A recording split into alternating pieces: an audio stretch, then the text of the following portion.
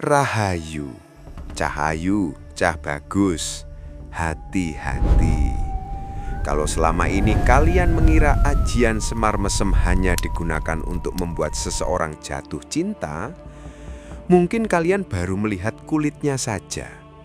Karena menurut pitutur Jawa kuno, ada orang-orang yang berhasil mendapatkan apa yang mereka inginkan lewat ajian ini, tetapi diam-diam harus membayar dengan sesuatu yang jauh lebih mahal daripada uang, yaitu ketenangan hidupnya sendiri.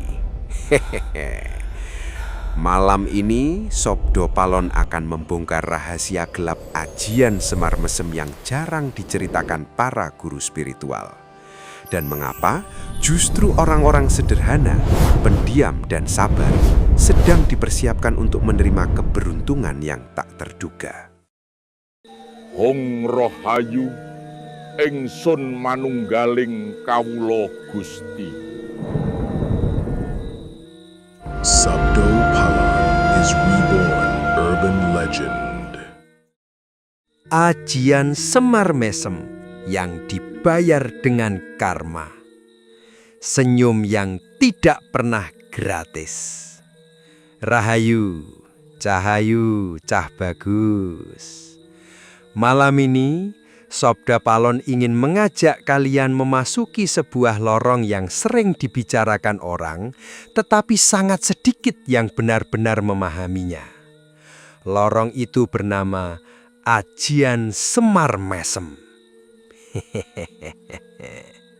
Kalau mendengar nama itu, biasanya yang langsung muncul di kepala banyak orang adalah ilmu pelet. Ilmu untuk membuat seseorang tergila-gila. Ilmu untuk memaksa hati orang lain agar jatuh cinta. Ilmu agar yang menolak berubah menjadi mengejar. Begitu, bukan? Tapi seperti kebanyakan rahasia Jawa kuno, apa yang terlihat di permukaan seringkali berbeda dengan yang tersembunyi di dasar sumur kebijaksanaan. Karena dalam banyak kisah tua yang beredar dari mulut ke mulut para sesepuh, Semar Mesem bukan sekedar perkara cinta. Ia adalah ilmu tentang daya tarik batin, ilmu tentang pancaran rasa, ilmu tentang getaran yang keluar dari dalam diri manusia. Dan disitulah masalahnya. Karena banyak orang ingin hasilnya, tetapi tidak mau membayar harganya. Mereka ingin dicintai tanpa belajar mencintai. Mereka ingin dihormati tanpa belajar menghormati. Mereka ingin disukai tanpa memperbaiki diri. Lalu mereka mencari jalan pintas. Padahal dalam alam batin Jawa, jalan pintas seringkali menjadi jalan memutar yang paling panjang. Sama seperti orang yang ingin cepat sampai gunung, tetapi memilih masuk ke rawa. Kelihatannya dekat, ternyata tenggelam. Dalam beberapa pitutur tua yang diwariskan para leluhur, ada keyakinan bahwa setiap niat yang memaksa kehendak orang lain akan meninggalkan jejak dalam hukum keseimbangan semesta. Orang Jawa menyebutnya karma. Ada pula yang menyebutnya hukum sebab akibat. Ada yang menyebutnya hukum tanam tuai. Namanya boleh berbeda, tetapi cara kerjanya sama. Apa yang kau lempar ke alam, suatu hari akan kembali, cepat atau lambat. Maka malam ini Sabda Palon tidak akan mengajak kalian memburu ajian. Tidak, Sabda Palon ingin menunjukkan sesuatu yang lebih menarik. Mengapa justru banyak orang sederhana, orang yang pendiam, orang yang sabar, orang yang selama ini diremehkan, malah menemukan keberuntungan yang tidak terduga, baik dalam urusan rezeki maupun urusan batin. Seolah-olah mereka memiliki Semar Mesem alami tanpa perlu melakukan apa-apa. Nah, disinilah rahasianya mulai terbuka. Kisah laki-laki pendiam dari lereng gunung. Pada zaman yang sudah lama berlalu, jauh sebelum media sosial membuat manusia sibuk menghitung jumlah suka dan pengikut, hiduplah seorang pemuda di lereng Gunung Lawu.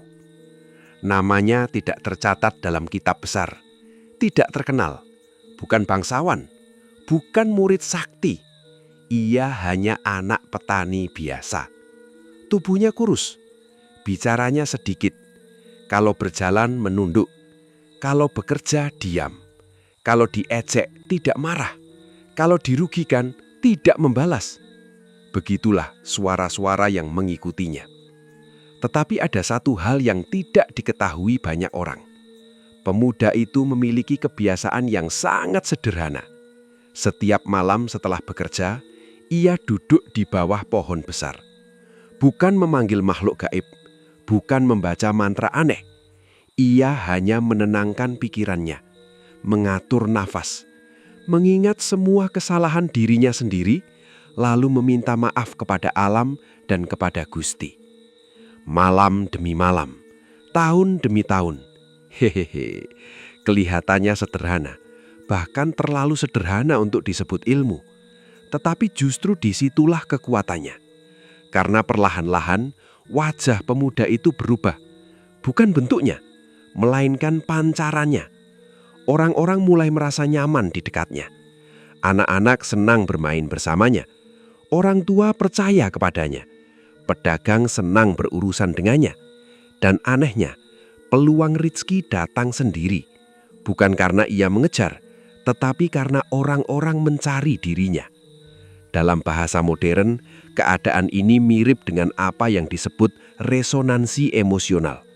Ketika seseorang memiliki ketenangan yang stabil, otak dan tubuhnya memancarkan bahasa nonverbal yang membuat orang lain merasa aman. Ilmu psikologi menjelaskan bahwa manusia dapat menangkap sinyal emosi melalui ekspresi wajah, intonasi, dan bahasa tubuh, tanpa sadar. Jadi kadang yang menarik bukan wajah, melainkan rasa, bukan penampilan, melainkan getaran batin. Nah, leluhur Jawa sudah memahami ini jauh sebelum istilah psikologi modern lahir. Mereka menyebutnya daya pengasihan sejati. Bukan paksaan, tetapi pancaran. Pitutur Semar sing sering dikaitkan dengan ajaran Semar. Sing sopo nandur kabecikan, bakal ngunduh katentreman. Artine, siapa menanam kebaikan akan memanen ketentreman. Maknanya sederhana, tetapi manusia sering membuatnya rumit karena manusia suka hasil instan. Mau panen hari ini, padahal baru menanam kemarin sore. Kalau pohon mangga saja butuh waktu bertahun-tahun, mengapa hati manusia ingin berubah dalam semalam? Dalam tradisi Jawa kuno, ajian yang paling kuat sebenarnya bukan mantra, melainkan pembentukan watak. Karena watak yang baik menciptakan energi yang baik. Energi yang baik menciptakan hubungan yang baik.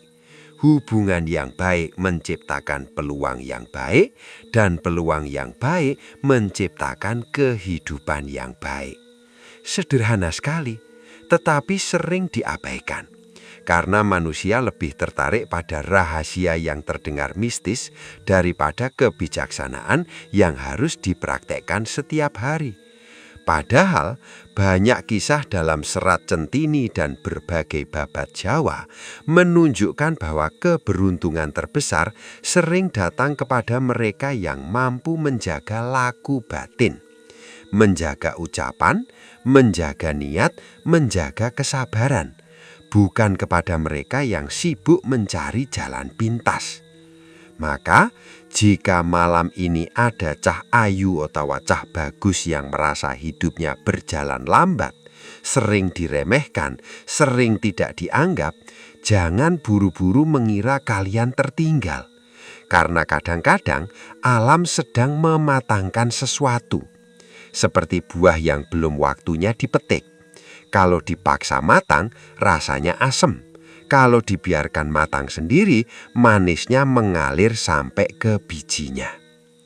Dan menariknya, menurut tanda-tanda batin yang mulai banyak terlihat beberapa tahun terakhir ini, justru orang-orang sederhana inilah yang akan mulai menemukan jalan yang tidak pernah mereka duga sebelumnya.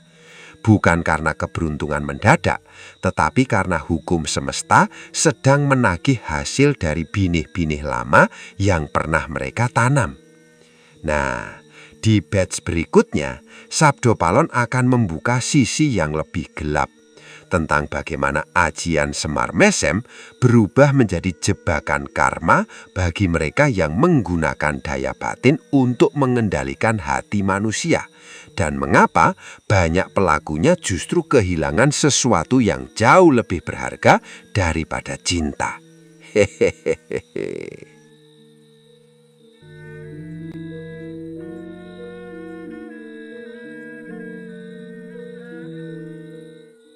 Ketika keinginan berubah menjadi belenggu. Rahayu. Cah ayu, cah bagus. Mari kita lanjutkan perjalanan malam ini. Tadi kita sudah berbicara tentang daya tarik batin yang tumbuh dari ketenangan, kesabaran, dan kebersihan niat. Sekarang, Sabda Palon akan mengajak kalian memasuki wilayah yang lebih gelap. Wilayah yang jarang dibicarakan para pemburu ilmu, karena kebanyakan orang hanya ingin mendengar keberhasilannya, tidak ingin mendengar tagihannya. Padahal dalam dunia lahir saja utang pasti ditagih, apalagi dalam dunia batin. Konon pada akhir masa Majapahit, terdapat seorang juru tulis kerajaan yang jatuh cinta kepada putri seorang pejabat tinggi. Perbedaan kedudukan membuat cintanya ditolak. Ia sakit hati, bukan karena kehilangan perempuan, tetapi karena egonya terluka. Lalu ia mencari seseorang yang dianggap memiliki kemampuan pengasihan. Berbulan-bulan ia menjalani laku, berpuasa, bertapa, membaca mantra tertentu. Dan akhirnya perempuan yang diinginkannya benar-benar datang, menyukai dirinya, mengikuti kemauannya. Sekilas tampak berhasil, tetapi beberapa tahun kemudian hidupnya berubah aneh. Yang menjadi mudah curiga, tidak percaya kepada siapapun, takut kehilangan, takut ditinggalkan, takut cintanya direbut orang lain. Yang awalnya ingin memiliki, akhirnya justru dimiliki oleh ketakutannya sendiri. Nah, inilah sisi yang jarang dipahami. Banyak orang mengira karma selalu berupa petir yang menyambar dari langit. Padahal seringkali karma muncul sebagai kondisi jiwa. Ketika seseorang berusaha mengendalikan hati orang lain, tanpa sadar ia juga menciptakan rantai dalam dirinya sendiri. Karena pikiran yang ingin menguasai akan selalu hidup dalam kecemasan, takut kehilangan kendali, takut kehilangan objek yang dikuasai. Dalam psikologi modern, keadaan seperti ini mirip dengan obsesi dan ketergantungan emosional. Otak terus memproduksi kecemasan, pikiran terus mengulang skenario buruk, tubuh terus berada dalam mode siaga, dan hidup perlahan kehilangan kedamaian. Maka leluhur Jawa tidak hanya berbicara tentang akibat gaib. Mereka juga memahami akibat batin. Karena neraka pertama manusia seringkali bukan berada setelah kematian, tetapi berada di dalam pikirannya sendiri. Ritual Semar Mesem dalam tradisi Jawa kuno. Cah ayu, cah bagus.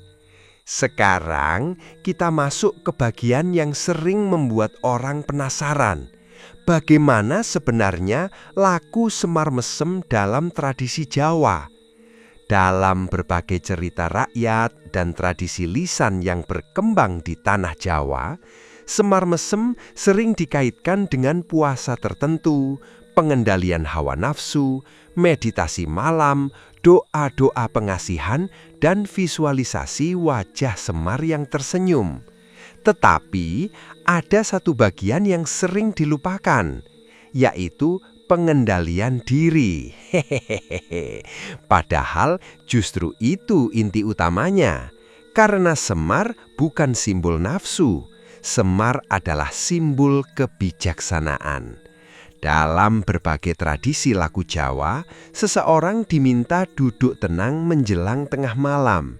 Nafas diperlambat, pikiran ditenangkan, kemudian batin diarahkan kepada rasa kasih. Bukan rasa memaksa, bukan rasa memiliki, tetapi rasa welas asih. Mengapa demikian? Karena menurut pandangan Jawa kuno, apa yang dipancarkan dari hati akan kembali kepada pemilik hati. Jika yang dipancarkan cinta, yang kembali akan memperkuat cinta. Jika yang dipancarkan obsesi, yang kembali akan memperkuat obsesi. Jika yang dipancarkan dendam, yang kembali akan memperkuat penderitaan. Disinilah menariknya. Penelitian modern tentang meditasi menunjukkan bahwa latihan fokus dan ketenangan dapat mempengaruhi gelombang otak. Ketika seseorang memasuki keadaan relaksasi yang dalam, aktivitas gelombang alfa dan theta menjadi lebih dominan. Keadaan ini membuat pikiran lebih tenang, lebih fokus, dan lebih mudah mempengaruhi perilaku sehari-hari. Jadi, ketika orang Jawa kuno melakukan semedi, sebenarnya ada proses psikologis yang sangat masuk akal. Mereka sedang melatih perhatian, melatih kesadaran, melatih pengendalian emosi, bukan sekedar mengejar kesaktian. Sayangnya, banyak orang hanya mengambil bungkusnya, tetapi meninggalkan isinya. Mereka hafal mantra, tetapi tidak melatih watak. Mereka rajin ritual, tetapi malas memperbaiki diri.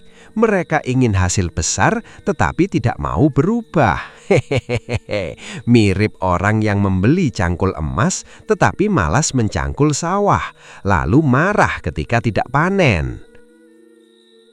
Kutipan Jawa kuno lan rahasia resonansi batin. Dalam serat Darmo Gandul, terdapat ajaran yang sering dimaknai sebagai pengingat agar manusia mengenali dirinya sendiri sebelum berusaha mengubah dunia. Ojo dumeh. Artinya, jangan merasa paling. Pendek, tetapi tajam seperti keris. Karena banyak petaka batin lahir dari perasaan paling berkuasa, paling sakti, paling benar, paling istimewa. Dan ironisnya, perasaan itulah yang sering muncul ketika seseorang merasa berhasil mengendalikan orang lain. Leluhur Jawa mengetahui bahwa kesombongan adalah pintu masuk karma yang paling halus. Ia datang tanpa suara, tanpa bau, tanpa bentuk, tetapi diam-diam memakan kejernihan hati.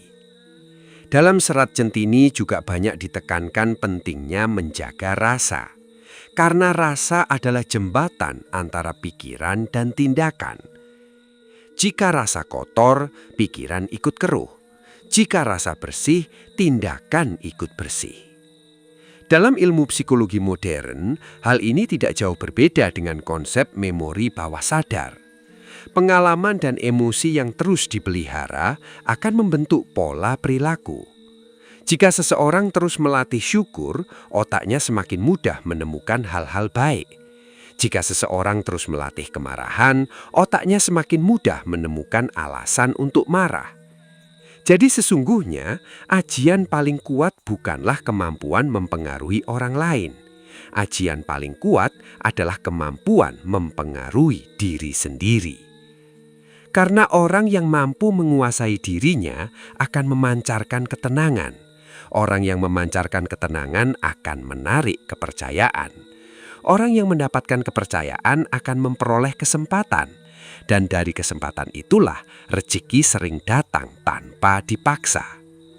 Maka tidak mengherankan jika Sabdo Palon melihat tanda-tanda yang menarik pada masa sekarang. Banyak orang sederhana, banyak orang yang selama ini diam, banyak orang yang selama ini sabar, mulai menemukan jalan-jalan baru yang tidak pernah mereka bayangkan. Ada yang tiba-tiba mendapatkan pekerjaan yang lebih baik, ada yang bertemu guru kehidupan, ada yang menemukan usaha yang berkembang, ada yang menemukan kedamaian yang selama ini dicari. Seolah ada pintu yang mulai terbuka. Tetapi tidak semua pintu yang terbuka membawa cahaya. Karena pada batch berikutnya kita akan membahas fenomena yang jauh lebih misterius. Mengapa sebagian orang yang menggunakan pengasihan untuk kepentingan ego justru mengalami kebocoran energi batin? Mengapa hidup mereka perlahan terasa berat? Dan mengapa hukum karma terkadang datang bukan dalam hitungan tahun, melainkan hanya dalam hitungan malam? Hehehehe.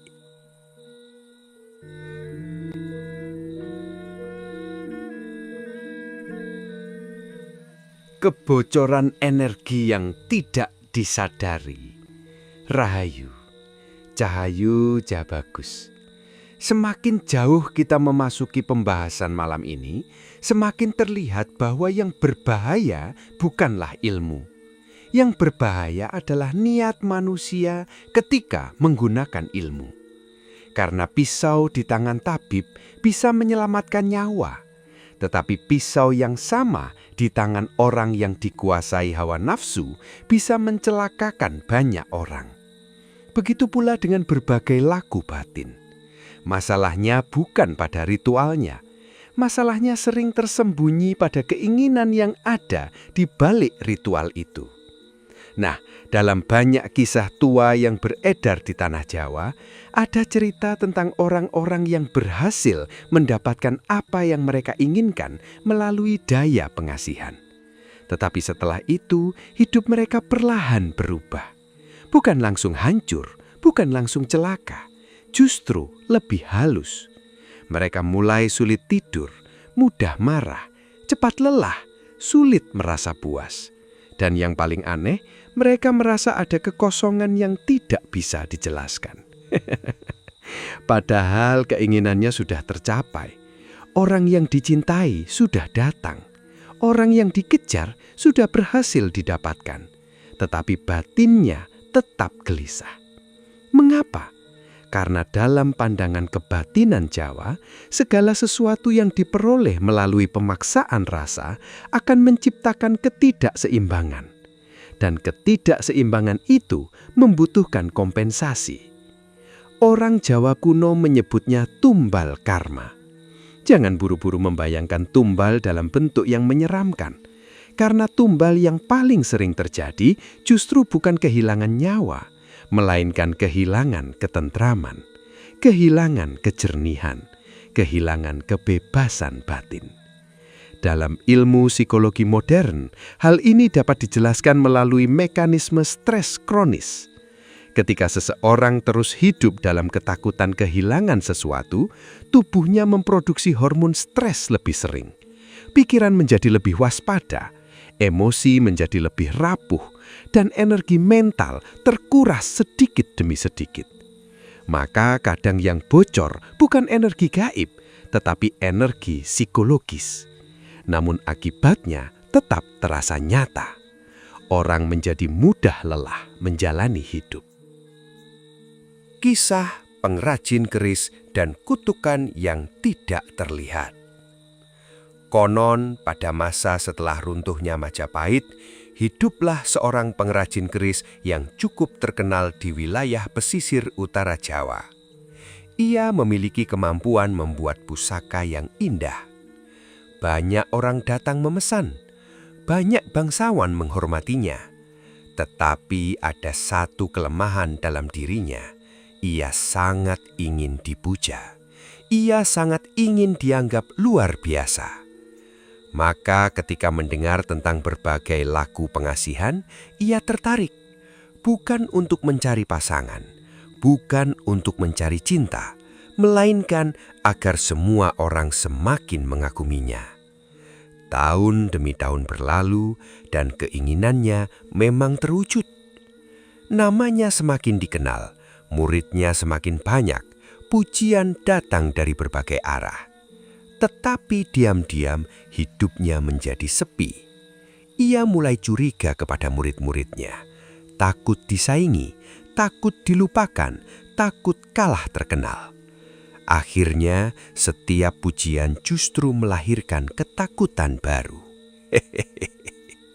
Mirip orang haus yang minum air laut. Semakin diminum, semakin haus. Sampai akhirnya seorang petapa tua berkata kepadanya, "Yang kau cari bukan penghormatan, yang kau cari adalah pengakuan terhadap dirimu sendiri." Kalimat itu menghantam batinnya, karena selama puluhan tahun ia mengejar sesuatu di luar dirinya. Padahal lubang yang ingin ia isi berada di dalam dirinya. Nah, Cahayu, Cah Bagus, banyak manusia modern mengalami hal yang sama. Mungkin bentuknya bukan ajian, mungkin bentuknya media sosial, mungkin bentuknya jabatan, mungkin bentuknya popularitas. Tetapi pola batinnya serupa. Mereka mengejar pengakuan. Ketika mendapatkannya, mereka senang sebentar, lalu muncul kebutuhan yang lebih besar lagi, lalu lebih besar lagi, dan lebih besar lagi, tanpa akhir. Dalam psikologi, kondisi ini sering dikaitkan dengan sistem penghargaan otak yang terus mencari rangsangan baru. Sedangkan dalam kebijaksanaan Jawa, kondisi itu disebut nafsu yang tidak pernah kenyang. Maka jangan heran jika banyak orang terlihat sukses di luar, tetapi kelelahan di dalam, karena yang dipenuhi hanya keinginannya, bukan jiwanya. Rahasia Semar dalam Serat dan Pitutur Jawa. Ada sebuah pitutur yang sangat dekat dengan ajaran Semar. Urip iku mung mampir ngombe. Artinya, hidup itu hanya singgah untuk minum. Kalimat sederhana, tetapi menyimpan kedalaman luar biasa. Karena manusia sering bertingkah seolah-olah akan tinggal selamanya di dunia ini. Berebut, memperebutkan, menguasai, mengendalikan, padahal semua hanya singgah. Dalam berbagai kisah pewayangan yang diwariskan turun-temurun, Semar selalu tampil sederhana, tidak tampan, tidak gagah seperti para kesatria, tidak memakai mahkota emas, tetapi para dewa menghormatinya. Mengapa? Karena kekuatannya tidak berasal dari penampilan, melainkan dari kesadaran. Semar memahami sesuatu yang sering dilupakan manusia, bahwa kekuatan terbesar adalah kemampuan menerima diri sendiri. Nah, inilah inti yang mulai mengarah kepada rahasia besar malam ini. Mengapa banyak orang pendiam justru mulai mendapatkan keberuntungan? Mengapa banyak orang sederhana mulai menemukan jalannya? Karena tanpa sadar mereka sedang menjalani salah satu laku tertinggi dalam kebijaksanaan Jawa, yaitu tidak hidup untuk membuktikan sesuatu kepada dunia. Mereka bekerja, mereka berusaha, mereka sabar, mereka tetap berjalan walaupun tidak dipuji, walaupun tidak dilihat, walaupun tidak dianggap. Dan alam semesta memiliki cara yang unik. Kadang-kadang ia mempercepat hasil bagi mereka yang tidak terobsesi pada hasil. Ironis ya, yang mengejar mati-matian kelelahan, yang berjalan tenang justru sampai tujuan. Dalam beberapa tahun terakhir, Sabdo Palon melihat tanda yang semakin jelas. Banyak orang yang dulu diremehkan mulai bangkit. Banyak yang dulunya tidak dianggap mulai menemukan ruangnya. Banyak yang pernah ditolak mulai menemukan jalannya. Seolah hukum keseimbangan sedang bekerja dengan cara yang tidak terlihat. Tetapi, tidak semua kebangkitan datang tanpa ujian. Karena pada batch berikutnya kita akan memasuki bagian paling misterius tentang ritual pengasihan Jawa yang sebenarnya. Tentang hubungan antara gelombang pikiran, resonansi emosi, dan medan batin manusia. serta mengapa orang yang hatinya bersih memiliki daya tarik yang jauh lebih kuat daripada 1000 mantra. Dan di sanalah rahasia Semar Mesem yang sesungguhnya mulai terungkap.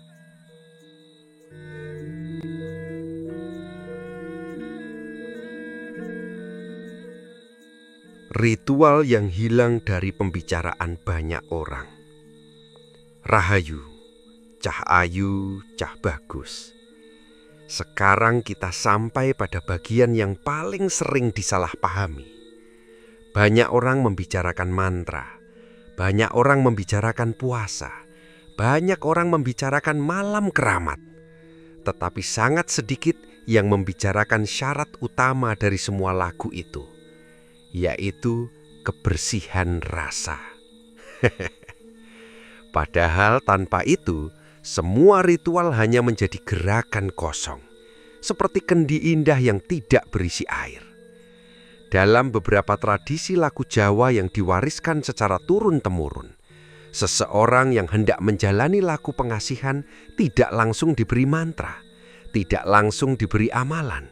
Ia justru diminta membersihkan dirinya terlebih dahulu, menjaga ucapan, menjaga emosi, mengurangi kebiasaan berbohong, mengurangi kebiasaan menyakiti orang lain, mengurangi iri hati, mengurangi dengki, mengurangi kesombongan. Mengapa?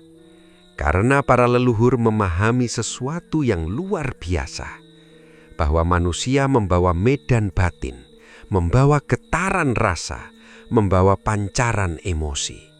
Dan semua itu memengaruhi cara orang lain merasakan kehadirannya. Dalam bahasa Jawa lama ada istilah ngelmu rasa, ilmu tentang kualitas batin, ilmu tentang kepekaan jiwa, ilmu tentang getaran yang tidak terlihat. Disinilah Semar Mesem yang asli mulai berbeda dengan cerita-cerita populer. Karena inti laku ini bukan membuat orang lain jatuh cinta, tetapi membuat diri sendiri menjadi lebih pantas dicintai. Bukan memaksa perhatian datang, tetapi menjadi pribadi yang secara alami menarik perhatian. Nah, kalau dipikir-pikir, bukankah itu jauh lebih masuk akal? Karena bunga tidak perlu berteriak memanggil kupu-kupu. Ia cukup mekar, lalu kupu-kupu datang sendiri. Gelombang pikiran dan resonansi emosi. Cahayu, cah bagus. Mari kita lihat dari sudut yang lebih modern. Dalam ilmu psikologi dan neuroscience, pikiran manusia ternyata sangat mempengaruhi perilaku, ekspresi wajah, bahasa tubuh, hingga kualitas suara. Ketika seseorang dipenuhi kemarahan, wajahnya berubah.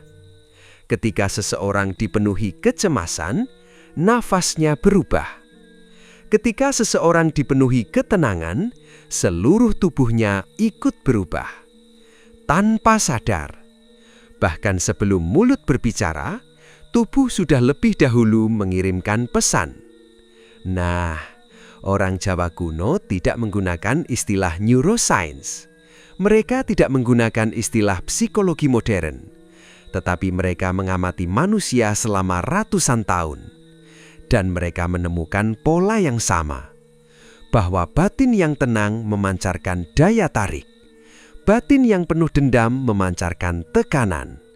Batin yang penuh iri memancarkan kegelisahan. Maka tidak heran jika dalam banyak lagu Jawa, meditasi, semedi, tirakat, dan pengendalian hawa nafsu selalu menjadi fondasi. Karena tujuan utamanya adalah menyelaraskan isi batin.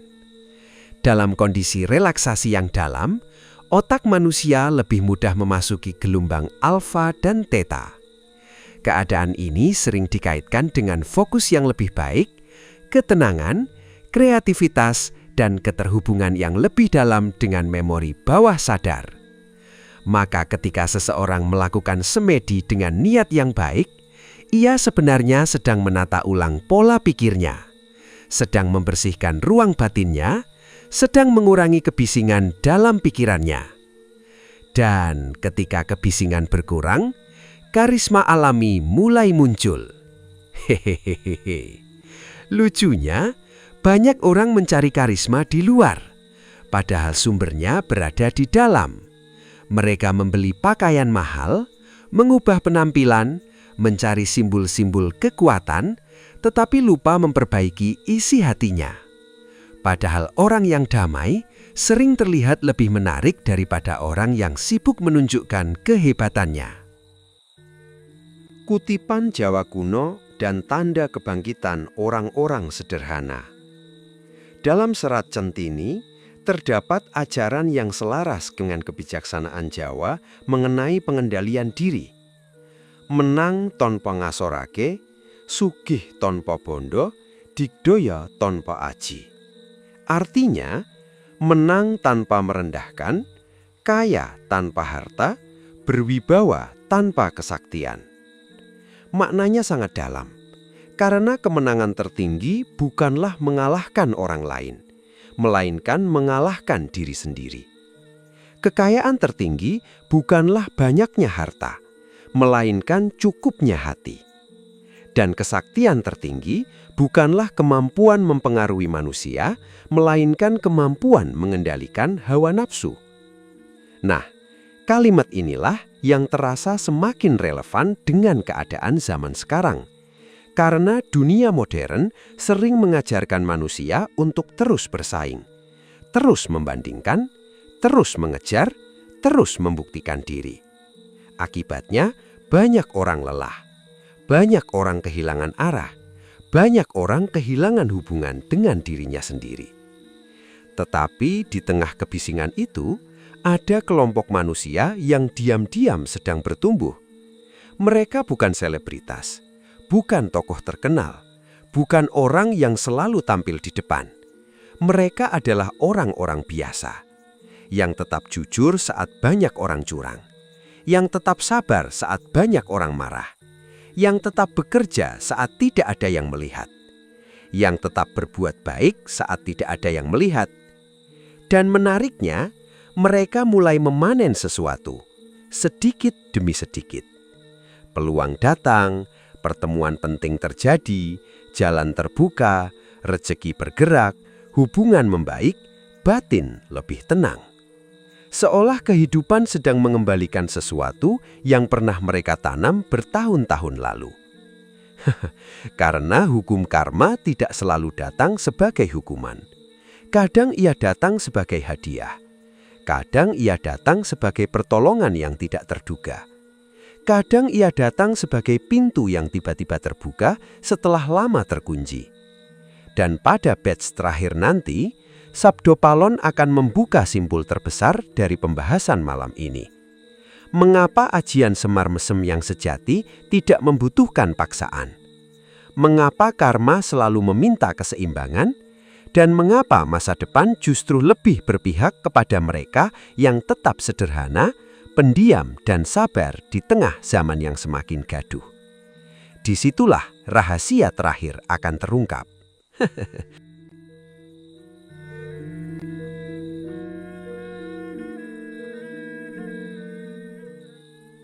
Rahasia Semar Mesem yang sebenarnya. Rahayu, cah ayu, cah bagus. Kini kita sampai di ujung perjalanan malam ini. Dari awal hingga sekarang, mungkin kalian mulai menyadari bahwa pembahasan kita ternyata tidak benar-benar tentang pelet, tidak benar-benar tentang mantra, tidak benar-benar tentang bagaimana mengendalikan hati manusia. Justru sebaliknya, kita sedang membahas bagaimana membebaskan hati manusia, terutama hati kita sendiri. Karena rahasia terbesar ajian Semar Mesem bukan terletak pada kemampuan menarik orang lain, melainkan kemampuan menarik kembali diri sendiri yang selama ini tersesat. Tersesat dalam keinginan, tersesat dalam ambisi, tersesat dalam rasa kurang, tersesat dalam kebutuhan untuk selalu diakui. Dalam banyak kisah pewayangan, Semar selalu hadir ketika para kesatria mulai kehilangan arah. Bukan karena Semar paling sakti, tetapi karena Semar paling mengerti manusia. Ia memahami bahwa manusia sering kalah bukan karena musuh di luar, melainkan karena musuh di dalam dirinya sendiri. Musuh itu bernama keserakahan. Musuh itu bernama kesombongan. Musuh itu bernama ketakutan.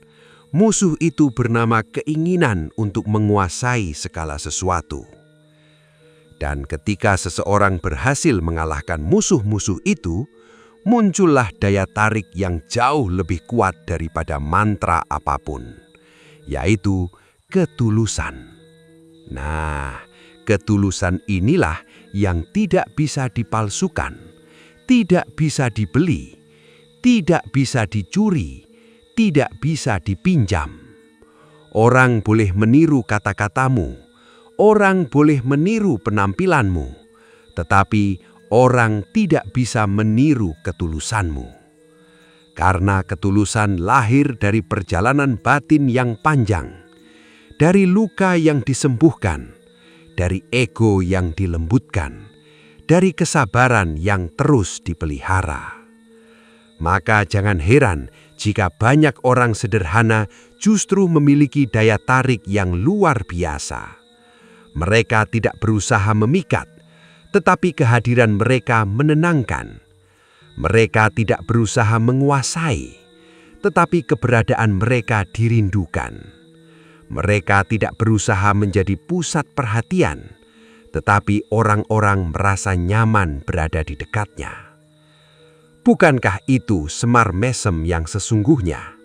Senyum yang lahir dari kebijaksanaan, bukan dari manipulasi. Tanda-tanda kebangkitan sing sedang terjadi. Cahayu cah bagus.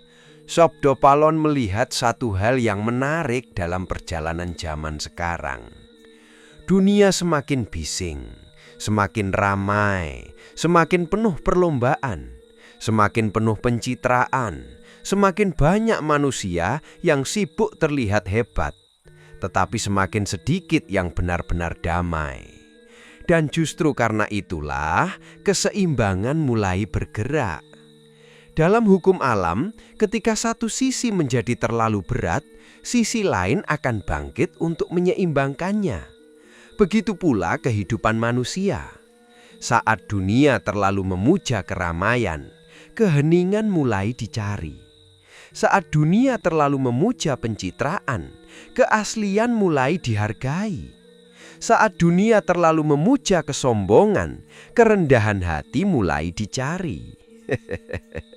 Alam selalu punya cara menjaga keseimbangannya. Karena itu, jangan heran jika beberapa tahun ke depan semakin banyak orang sederhana yang menemukan jalannya. Orang yang dulu diremehkan, orang yang dulu dianggap tidak bertalak, orang yang dulu tidak diperhitungkan mulai memperoleh tempatnya. Bukan karena keajaiban yang turun dari langit, tetapi karena hasil dari benih yang mereka tanam selama bertahun-tahun.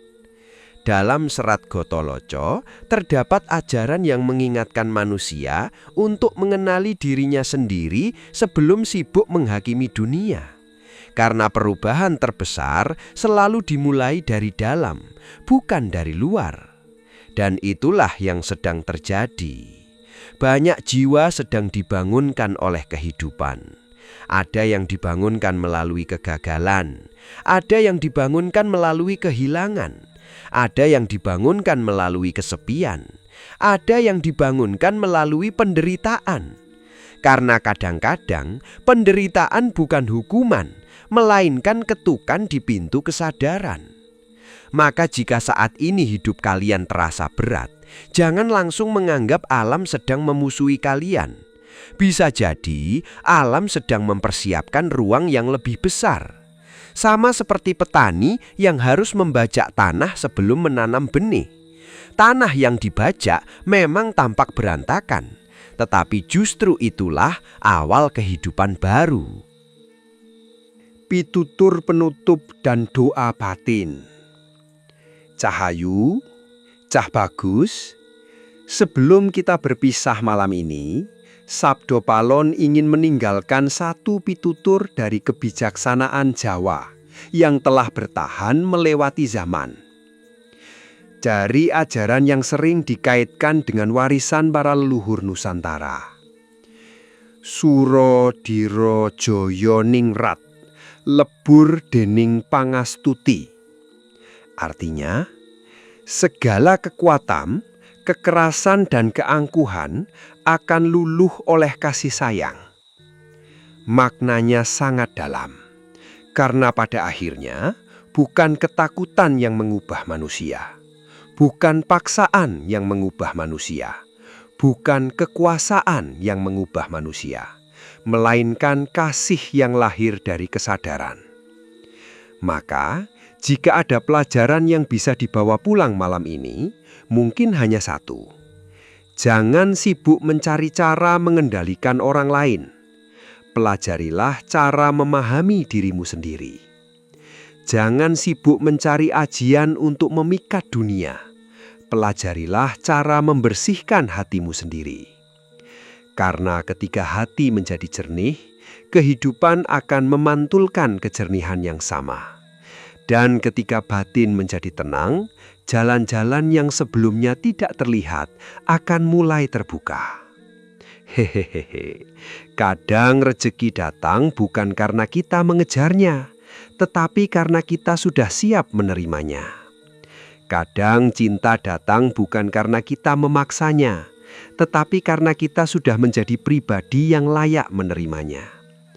Kadang keberuntungan datang bukan karena keberuntungan itu muncul tiba-tiba, tetapi karena karma baik akhirnya menemukan jalan pulang. Mari kita tutup malam ini dengan doa batin. Terjadilah kejernihan dalam pikiran kami, terjadilah kelembutan dalam hati kami. Terjadilah keberanian untuk menghadapi kehidupan dengan bijaksana. Terjadilah kemampuan untuk memaafkan yang perlu dimaafkan. Terjadilah kekuatan untuk melepaskan yang perlu dilepaskan. Terjadilah rezeki yang membawa keberkahan. Terjadilah pertemuan dengan orang-orang yang membawa kebaikan. Terjadilah keselamatan lahir dan batin bagi seluruh Cah Ayu dan Cah Bagus yang mendengarkan malam ini. Terjadilah keseimbangan dalam langkah, ucapan, dan niat kami. Terjadilah cahaya kebijaksanaan leluhur menerangi perjalanan hidup kami. Rahayu, Rahayu, Rahayu, Hong Rahayu. Hong Rahayu, ingsun manunggaling kawula Gusti.